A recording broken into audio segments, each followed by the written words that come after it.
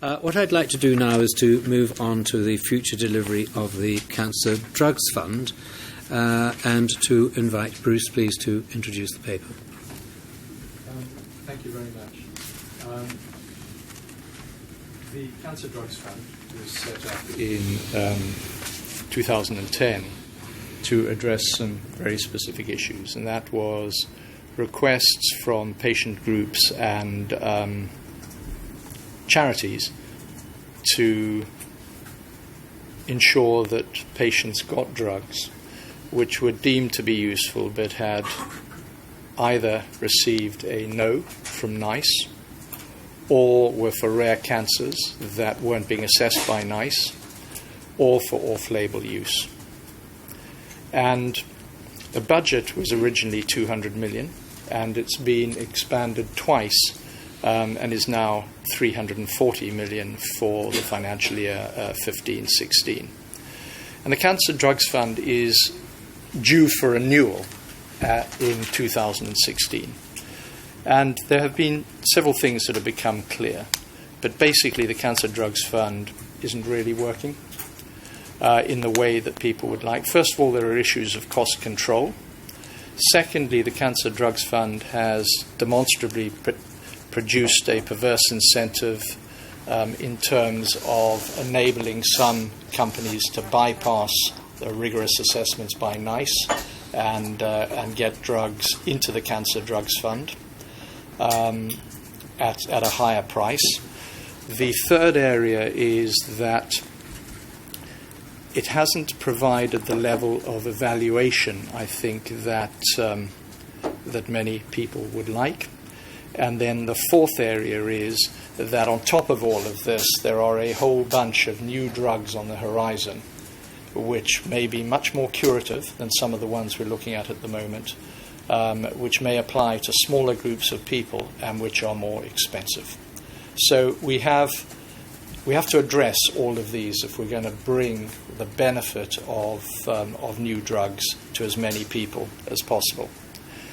So given that there was a widespread feeling that the Cancer Drugs Fund could be improved, I brought together in early 2014, in December 2014 rather, a group of charities, the MHRA, Department of Health, NHS England, and others who were interested in the Cancer Drugs Fund to see how we could start to flesh out some thoughts. And sorry, this included the Association of British Pharmaceutical Industries. How we could flesh out some thoughts as to how we could get a sustainable Cancer Drugs Fund. And that was against a background of quite a lot of moving parts, because the licensing process in Europe for drugs was changing, which meant that with something called adaptive licensing, that some drugs would become available earlier but with less evidence. There was the MHRA had a scheme for early access to medicines, and we had the Cancer Drugs Fund. And on top of that, we had a Cancer Drugs Fund which functioned out with the framework of NICE. And of course, NICE was established in 1999-2000 with a view to trying to bring rigor to the evidence and evaluation of clinical effectiveness and utility of specific drugs. So I think there was a strong view that we needed to bring all of these moving parts together in a way that would create at least some form of functioning, coherent machine. And I should declare an interest in the sense that I have a very, very strong view of the value of charities. I'm on the Council of the British Heart Foundation. I'm a member of the CRUK company. And one thing that charities bring is they bring independence. Second thing they bring is credibility to their constituents. And the third thing they bring is that they understand what their constituents, their patients, their members want. And the fourth thing they bring, particularly the big ones, is really cutting-edge research which helps you to understand the direction of travel in that particular area. So in my mind, the charities were absolutely key towards helping us find that sustainable solution. So we brought this group together. We became concerned about how we could integrate that work with a new thing called the Accelerated Access Review, which was a plan by the Department of Health to see how across the board we could bring earlier treatments to patients in this country. So it seemed sensible that we didn't have deliberations on the Cancer Drugs Fund happening in one place and deliberations on all other drugs happening elsewhere. So last month we paused that work while we spend a bit of time trying to work out how some of these moving parts fit together. But it's absolutely clear to me that once we understand some of those issues, that we continue to engage strongly with colleagues in the third sector. Now, I think the ultimate vision, and I'll simplify this because otherwise we could get into quite a technocratic discussion, is that the Cancer Drugs Fund needs to be an evaluative incubator, a place where we can put drugs and resolve uncertainty about their effectiveness and utility through data collection. That we would, with all drugs in the Cancer Drugs Fund, collect information that is of clinical, commercial, and regulatory value, which would enable us to determine fairly early on whether those drugs are worthy of funding in our National Health Service. The second thing is that incubator function needs to be linked into NICE, so that we need a way of taking drugs where NICE may feel that there is a degree of uncertainty and solving that problem with real-world data. And then the third issue is that we need to be sure that whatever fund we have fits within the 300 million budget that we have got allocated for it.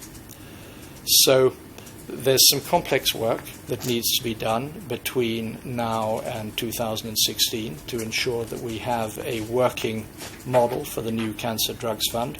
That is quite a tight timeline, and there are some very complex issues to be resolved amongst a number of different organizations. I think I'll stop there, having set the scene.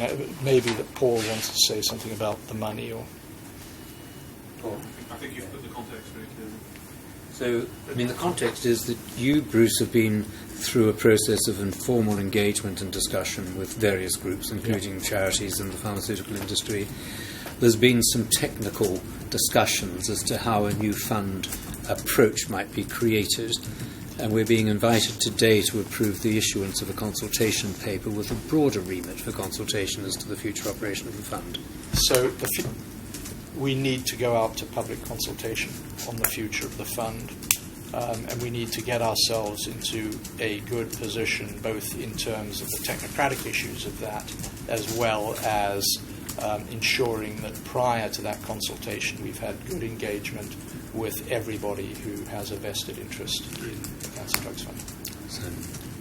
I might just underline one point, which obviously is that nothing about changing the way the fund works per se either increases or cuts the amount of money in it. So if we are going to do what Bruce has described, and which I think will actually have a strong degree of support, we may well end up with different drugs being funded in the Cancer Drugs Fund, but it's not going to be a open-ended resource, so there are still going to be difficult decisions. It's possible that as a result of overcoming some of the perverse pricing incentives, with NICE more heavily engaged, we will be able to get more value for patients, more patient access from the money that we're spending, but I don't think we should be under the illusion that there aren't still going to be incredibly difficult choices and trade-offs, however the new Cancer Drugs Fund is structured. Thank you. And therefore all the more reason for good stakeholder engagement, and I think a lot of the feeling that's out there at the moment is that as the technocratic thing started to rear its head, then all of a sudden the other stakeholders were left outside the room. So I guess there, and whether it's charities or ABPI or anyone else, it's some reassurance that the principles that the Working Party came up with have not stopped, and that before any technocratic decisions are nailed, that actually the re-engagement happens. Because if we go back to the origins again, this was around decision which was made that if NICE was not going to adapt its process to what either patients or politicians were saying, then there was a workaround put in place. So there's a bit of suspicion that NICE needs to come to the table, and having everybody in the room at the same time, so that whether you're a charity or ABPI, you hear NICE saying, rather than something happening behind a locked door, which will generate the suspicion. Well, thank you for that. So there are a couple of things. Firstly, I think what became clear fairly early on in these discussions is that I think we got to a place where NICE and the charities were talking in a constructive way.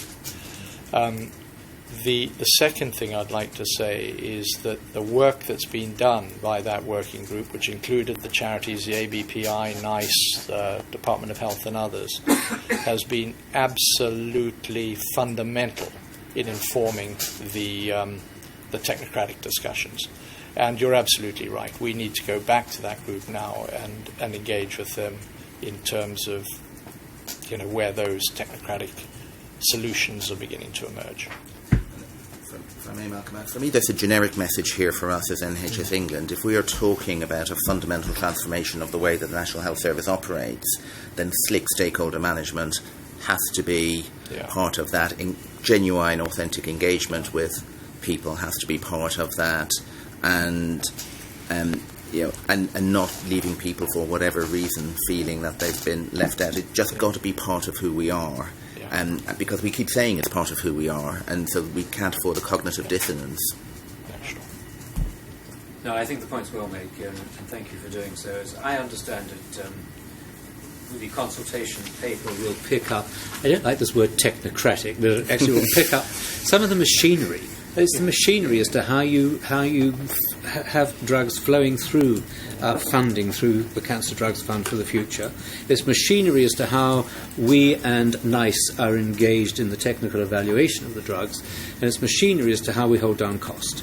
And I think that once these details are clear and the consultation paper is issued, then we have the opportunity for the full engagement with others. But it is, as far as I'm concerned, it is an open consultation, but with a timeline. I mean, we don't want to be able to, in fact, we must get this nailed down in advance of 2016-17.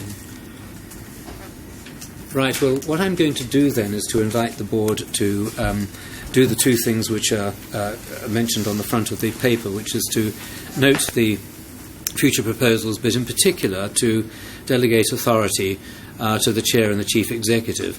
I like this phrase, who may act jointly and or individually where either of them is unavailable. We will both be available, thank you very much, but we will, of course, consider the consultation paper and approve it for taking out for consultation. Are we all content with that? Good. Thank you very much indeed.